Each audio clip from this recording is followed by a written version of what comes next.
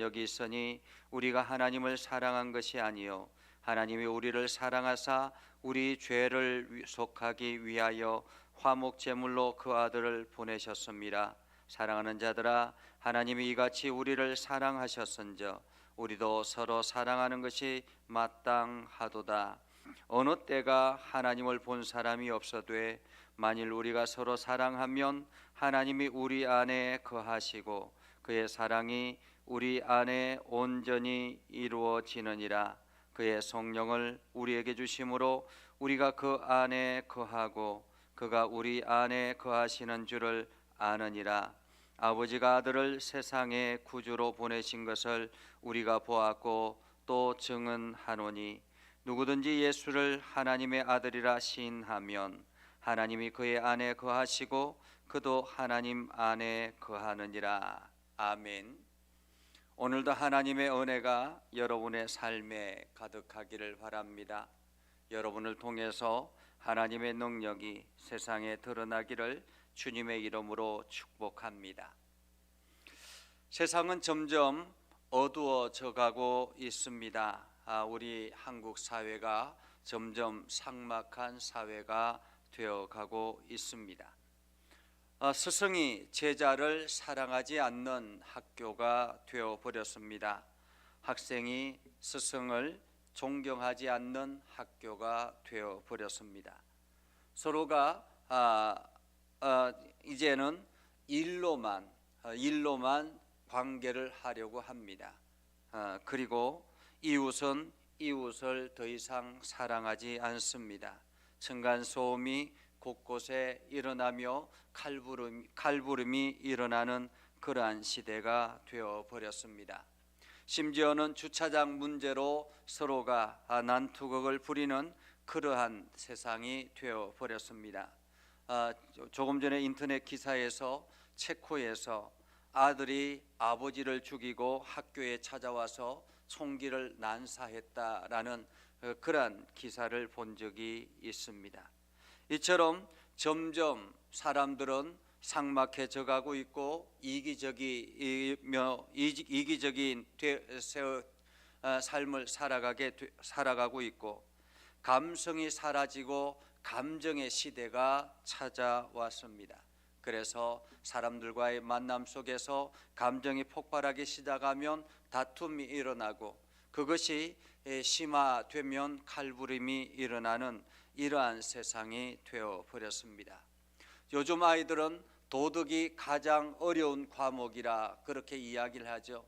저희가 공부할 때만 해도 도덕은 가장 쉬운, 한마디로 이 도덕은 100점을 맞든지 아니면 한두 개 틀리면 그냥 시험을 잘못 봤다라고 할 정도로 도덕은 쉬운 과목이었습니다. 그런데 요즘 시대에는 도덕이 가장 어려운 시대라고 말합니다. 이처럼 MZ세대가 점점 확산되어지면서 사람들은 지극히 이기적인 삶을 살아가고 있는 것입니다. 한 예로는 어떤 친구가 집에 친구들을 초대했습니다. 친구가 집에 초대했으면 보통 같으면 어떻게 합니까?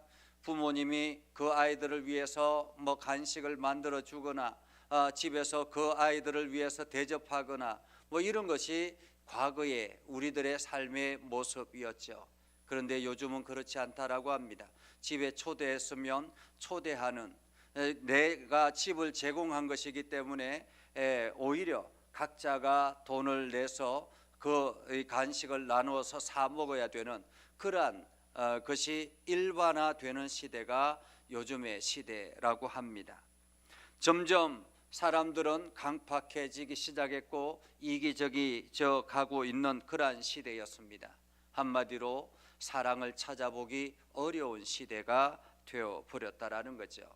그런데 오늘 하나님은 우리들에게 사랑하라라고 이야기합니다. 사랑하라. 실제로 보면 사랑하는 자들아 라고 말하고 있죠. 사랑하는 자들아. 이 말은 너희는 사랑하는 자가 되어야 한다, 마땅하다라는 의미입니다. 아니, 이미 사랑하는 자가 되고 있다라는 말이죠. 그리스도의 사랑 안에 있으면, 그리스도를 따르는 사람들이라면, 기독교인이라면 당연히 사랑하는 자라고 오늘 말하고 있는 것입니다. 사랑하는 자들아, 우리가 서로 사랑하자라고 말합니다. 우리가 서로 사랑하자. 우리는 사랑의 존재라는 것입니다. 우리는 사랑의 존재이기 때문에 우리는 서로가 사랑하며 살아가야 된다라는 거죠. 서로 사랑하자라는 말은 무슨 뜻입니까? 너와 내가 사랑해야 된다라는 말입니다. 너와 내가 사랑하며 살아가야 된다라는 말입니다. 왜 우리가 서로 사랑하며 살아야 되는가? 사람은 사람과의 관계 속에서 살아가게 되는데 그 사람과의 관계 속에서 사랑하며 살아야 된다라는 것입니다. 그 관계의 원동력 중심은 바로 사랑이어야 한다라는 것입니다. 왜 사랑해야 되는가? 첫 번째 이유는 사랑은 하나님께 속했기 때문에 그렇다라는 것이죠.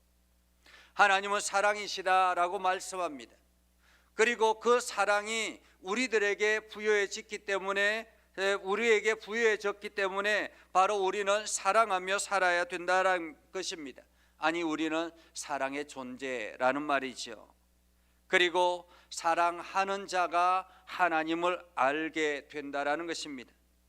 사랑하는 자마다 하나님으로부터 나서 하나님을 알고, 사랑하지 않는 사람은 하나님을 모른다라는 것과 같다라는 것입니다. 그래서 우리는 사랑하며 살아야 된다라는 거죠. 사랑하며 살아야 된다.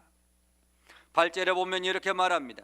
사랑하지 아니하는 자는 하나님을 알지 못하나니 이는 하나님은 사랑이심이니라. 사랑하지 아니하는 자는 하나님을 알지 못하나니 이는 하나님은 사랑이심이라. 그러면서 이렇게 이야기합니다. 하나님의 사랑이 우리에게 이렇게 나타난 바 되었으니, 하나님의 사랑이 우리에게 이렇게 나타난 바 되었으니, 어떻게 나타났다라고 말합니까? 하나님의 사랑이 우리에게 나타나셨는데 그것이 어떻게 나타났는가? 바로 독생자를 세상에 보내셔서 우리를 살리려고 하시는 그 모습이 바로 하나님의 사랑의 실체라는 것입니다. 다시 말하면 예수 그리스도가 이 땅에 오셔서 그 삶을, 우리를 이렇게 세우려고 하는, 우리를 구원의 길로 인도하려고 하는 그 자체가 바로 사랑의 모습이다라는 것입니다. 성육신 하셨다라고 이야기하죠. 우리가 성탄을 성육신한 그 시점이라고 이야기합니다. 하나님이 이 땅에 육신의 몸을 입고 이 땅에 오셔서 우리를 살리려고 하시는 그 자체가 바로 사랑이다라는 것입니다. 그래서 성탄절은 사랑의, 하나님의 사랑의 표현의 결정체다, 이렇게 말할 수 있습니다. 하나님의 사랑의 결정체. 그러면서 이렇게 말합니다. 사랑은 여기 있으니, 사랑은 여기 있으니 우리가 하나님을 사랑한 것이 아니요 하나님이 우리를 사랑하사 우리 죄를 속하기 위하여 화목제물로 그 아들을 보내셨습니다. 여러분, 하나님의 아들 독생자를 이 땅에 보내신 것이 당신의 사랑을 나타내는 것이다 라고 말씀하셨는데, 그런데 그 사랑에 이 땅을 그냥 단순히 이 땅에 보내신 것이 아니었다라는 것을 오늘 우리들에게 말하고 있습니다. 무엇을 위해서 보내셨는가? 그냥 단순히 하나님의 아들이 이 땅에 와서 이 땅을 경영하고 이 땅을 이끌어가고 이 땅을 지도하기 위해서 오신 것이 아니라라는 것입니다. 하나님의 아들이 이 땅에 오신 것은 화목제물로 삼으시기 위함이다라고 말하는 것입니다. 다시 말하면 이 땅에 오셔서 죽게 내버려 두게 하기 위해서, 죽이기 위해서 이 땅에 보내셨다라는 것입니다. 여러분, 당신의 아들을 이 땅에 보내서 죽기까지 내버려 두셨다. 아니, 여러분의 자녀들을 이제 곧 전쟁터의 사지에 내몰아 보낼 그런 부모가 과연 어디에 있겠습니까? 아니, 전혀 그렇게 하지 않아도 되는데도 불구하고 지금 러시아 우크라이나 전쟁이라든지 이스라엘 팔레스타인 전쟁이라든지 이러한 전쟁 가운데서 국가에서 동원령을 내려서 어쩔 수 없이 갈 수 있는 것이라면 모를까? 세상을 창조하시고 세상의 지배자 되신 하나님께서 당신의 아들을 이 땅에 보낼 이유가 하나도 없는 것입니다. 그런데도 불구하고 하나님께서 당신의 아들을 이 땅에 보내서 화목제물로 삼으려고 하시는 그 사랑의 모습, 그 당신의 아들이 이 땅에 와서 화목제물로 죽지 아니하면 우리가 구원의 길을 걸어갈 수 없기 때문에 오늘 하나님께서는 그 사랑의 표현으로 우리에게 당신의 아들을 보내셨다.